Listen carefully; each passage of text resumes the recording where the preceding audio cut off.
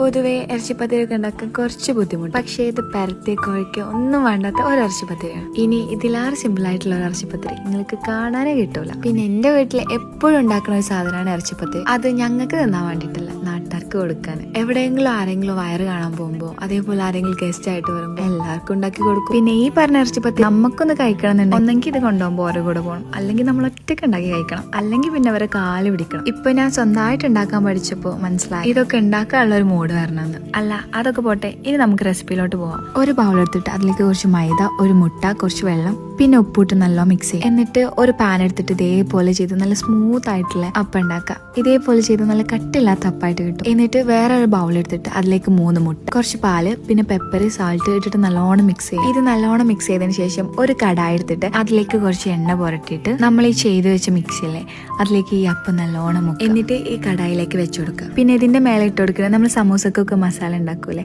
അതേപോലെ ഉണ്ടാക്കിയിട്ട് ഇതിന്റെ മേലെ ഇട്ട് കൊടുക്കുക. എന്നിട്ട് ഈ ഒരു സെയിം സംഭവം റിപ്പീറ്റ് ചെയ്ത് കൊടുക്കുക. ഇങ്ങനെ റിപ്പീറ്റ് ചെയ്ത് കൊടുക്കുമ്പോൾ അപ്പം മടങ്ങാതെ ശ്രദ്ധിക്കണം. എന്നിട്ട് എല്ലാം വെച്ചതിന് ശേഷം ബാക്കി വന്ന മുട്ടന്റെ മിക്സ്ചർ ഇതിന്റെ മേലെ കൂടെ ഇങ്ങനെ ഒഴിച്ചു കൊടുക്കുക.